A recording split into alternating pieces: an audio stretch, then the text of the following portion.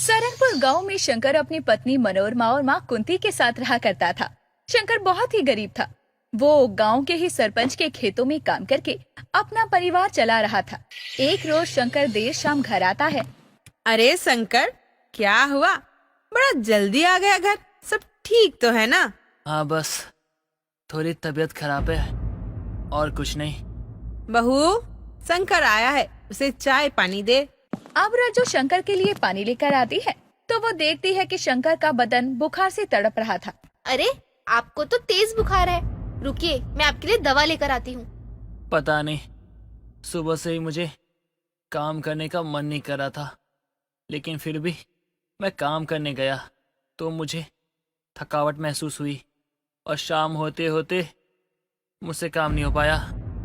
मैं सरपंच जी से कहकर आया हूँ। भगवान भी ना जाने कैसे कैसे दिन दिखा रहे हैं हमें। मुझे कुछ समझ नहीं आ रहा कि क्या करूँ मैं, लेकिन मैं अपने परिवार को भूखा भी तो नहीं रख सकता हूँ। भगवान भी ना जाने कब तक हमें और दुख में रखेगा। मुझे मेरे बच्चों का ये दुख नहीं देखा जा रहा है। शंकर ने कभी गरीबी देखी नहीं थी और इतनी गरीबी की उसे आदत नहीं थी। ऊपर से ठंड की मार ने उसे और ज्यादा परेशान करके रखा था। अब रज्जो राशन के पैसों से शंकर के लिए दवा लेकर आती है। बहू, ले आई दवा। शंकर दवा खा ले, ठीक हो जाएगा। खाने में क्या बना रही हो? जो भी बना रही हो गर्मा गर्म बना देना। हाँ बहू, ठंड से ही शंकर की तबीयत खराब हुई है। एक तो ढंग का कपड़ा भी नहीं है उसके पास। माँ जी, आज तो राशन आ ही नहीं पाएगा। वो क्या है ना कि दवा लेने में मेरे सारे पैसे खर्च हो गए, तो राशन के लिए कुछ बचा ही नहीं। अरे तो अब शाम में क्या भूखे रहेंगे?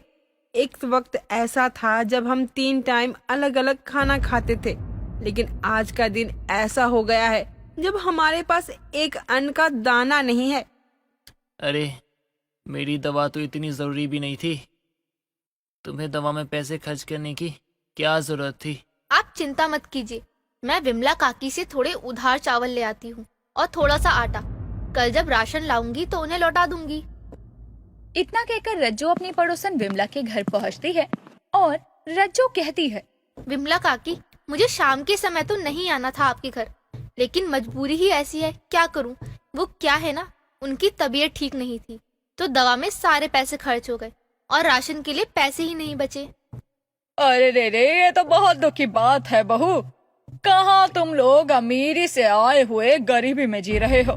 सुनकर बुरा तो लग रहा है, लेकिन सच कहूँ तो आज तो मेरे पास घर में आटा चावल सब खत्म है।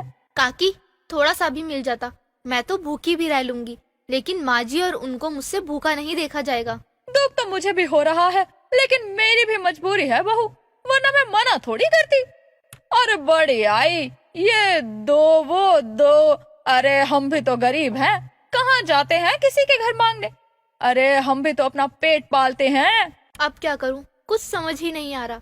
मैं तो भूखी भी रह लूंगी, लेकिन माँ जी और उनके लिए क्या बनाऊं। लाला जी की दुकान से उधार ले आती हूँ। अब रज्जो अपने गांव के लाला की दुकान पर जाकर उधार राशन लेकर आती है और शाम के लिए खाना बनाती है। अब अगले दिन सुबह सुबह शंकर खेतों में जाने के लिए निकलने लगता है। तभी कुंती अपने बेटे शंकर को कहती है, तेरी तबीयत ठीक नहीं है, तू कहाँ जा रहा है? माँ, अगर आज भी काम पर नहीं गया तो सरपंच साहब कल वाले पैसे भी नहीं देंगे। लेकिन तेरी तबीयत भी तो ठीक नहीं है ना बेटा। मैं भी कितनी लाचार माँ हूँ, अपने बच्चे को ऐसे देखकर खुद को असहाय महसूस कर रही हूँ। माँ, आप इसकी चिंता मत करो। भले ही हमको इसकी आदत नहीं है, लेकिन वक्त सब ठीक कर देगा।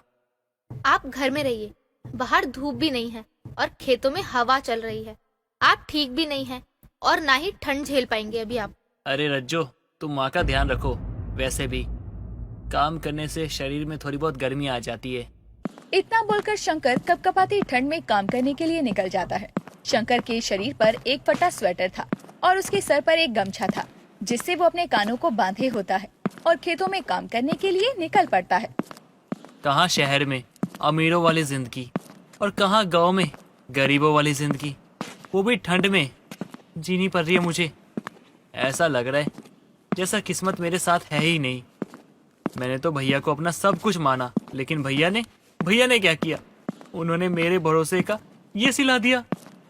उन्होंने घर, जमीन, कंपनी सब अपने नाम करवा के मुझे, रज्जो और तो और माँ को भी घर से निकाल दिया। अरे अब कैसी है शंकर तेरी तबीयत? उस दिन रज्जो आई थी आटा चावल लेने, लेकिन मेरे पास तो थे ही नहीं तो मैं दे नहीं पाई। कोई बात नहीं काकी, अभी थोड़ी तबीयत ठीक है तो सरपंच जी के खेतों में काम करने जा रहा हूँ। अरे इतनी ठंड है शंकर, और तू ये फटा हुआ स्वेटर पहनकर खेतों में जा रहा है, तभी तो तेरी तबीयत और ज्यादा खराब होती है। क्या करूँ काकी, एक तो गरीबी पीछा छोड़ती नहीं, ऊपर से ठंड। शंकर अब खेतों में काम के लिए जाता है और काम करते हुए खुद से बोलता है, इतने पैसे भी नहीं हो पा रहे कि मैं माँ और बच्चों के लिए नए कपड़े ले सकूं या स्वेटर ही ले सकूं। लगता है मुझे और भी ज्यादा मेहनत करनी पड़ेगी, लेकिन मेरा शरीर ये भी तो मेरा साथ नहीं दे रहा। देर शाम शंकर काम से घर आता है तो वो देखता है कि उसकी माँ आग के पास बैठी है। शंकर भी अपनी माँ के साथ बैठ जाता है। बेटा, अब कैसी है तेरी तबीयत? ठंड लग रही है तो थोड़ी देर आग के पास बैठ जा। माँ जी, आपने सामने से कंबल उतारा है क्या? देखो ना, मैंने सुबह ही कंबल रखा था, लेकिन अब वो है ही नहीं वहाँ। जरूर कोई ले गया होगा। सर्दी भी इतनी है कि लोग सर्दी से मर जाएं। मजबूरियां भी लोगों से ना जाने क्या क्या करवाती है। जाने दे, जिसके किस्मत में था वो ले गया। अब रज्जो और ज्यादा परेशान हो जाती है। रज्जो के घर में 2 ही कंबल थे, जिसमें से एक रज्जो और शंकर ओढ़ते थे और दूसरा कुंती के पास रहता। ऐसे में देर रात जब कुंती एक फटी चादर ओढ़कर सो रही थी तो रज्जो अपनी सास को कंबल ओढ़ने को देती है और खुद आग जलाकर बैठ जाती है और रात भी उसी आग के पास काटती है। बहू, तू पूरी रात यहाँ सो रही थी क्या? देख तो कितनी ठंड है, और तू, हे प्रभु, मेरे नाजुक से बच्चों को और कितना कठोर बनाएगा। माँ जी, वो भी हमारी परीक्षा ले रहे हैं कि हम इस परिस्थिति में भी कैसे खुद को ढाल पाएंगे। मैं भी देख रही हूँ अपने बच्चों को, जो सर्दी में उठने में भी इतने नखड़े करते थे, आज वक्त और किस्मत की मार से लड़ रहे हैं और खुद ही बिना कहे अपनी जिम्मेदारी समझ रहे हैं। मैं प्रभु से यही उम्मीद करती हूँ सब ठीक हो जाए। माँ, सब किस्मत का लिखा हुआ है। कहाँ पहले थोड़ा सा भी सर दर्द हुआ करता था तो घर पे बैठ जाया करते थे, और अब देखो, अब बुखार होने पे भी काम करना पड़ता है।